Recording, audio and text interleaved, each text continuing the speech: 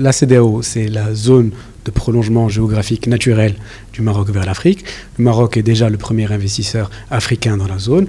Les entreprises marocaines sont extrêmement dynamiques et le Maroc a des relations historiques denses, multidimensionnelles avec la majorité des pays de la CEDEAO. Et aujourd'hui, je crois que ce débat autour de l'adhésion du Maroc est sain parce qu'il faut savoir que la CEDEAO est l'organe ou la communauté économique la mieux intégrée du continent. C'est une communauté qui à la fois est une zone de libre-échange, une union monétaire, une union douanière qui va vers la monnaie unique à l'échéance 2020. Donc, et si vous voulez, il est logique que les négociations d'adhésion à une telle union prennent du temps. C'est le propre de toutes les négociations de ce type. Je peux rappeler à titre d'exemple que, par exemple, l'Espagne a mis 10 ans de négociations avant d'entrer au sein de la communauté européenne de l'époque, ce qui est tout à fait légitime. L'adhésion à ce type de communauté appartient au temps moyen et au temps long.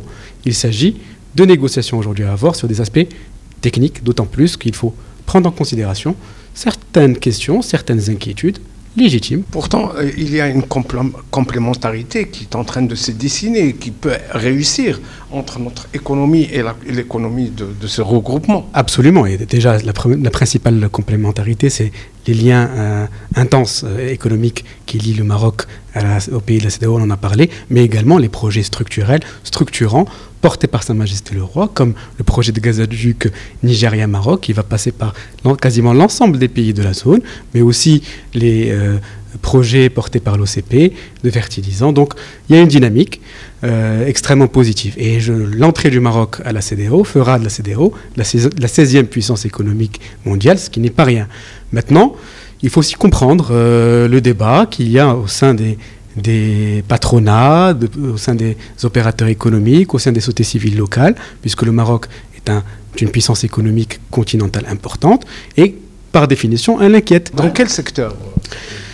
Moi, déjà sur leur tissu industriel, puisque l'entrée du Maroc à la CEDEAO, le Maroc qui bénéficie d'un certain nombre d'accords de libre-échange avec les États-Unis, avec l'Europe, avec la Turquie, j'en passe, l'arrivée sur le marché ouest-africain de produits marocains à valeur ajoutée marocaine ou des produits non marocains mais qui bénéficient des zones de libre-échange peut inquiéter les tissus industriels locaux et les produits seront forcément compétitifs et donc ça peut créer une dynamique pour les tissus industriels, d'où l'inquiétude qui est légitime. Donc à mon avis, il faut discuter avec nos partenaires d'égal à égal, selon la vision de Sa Majesté du gagnant-gagnant, et nous mettre d'accord sur une phase transitoire et, in fine, l'union monétaire, parce que c'est aussi un sujet. Si on vous croit, elle est porteur, elle est bénéfique, beaucoup plus que ces craintes-là.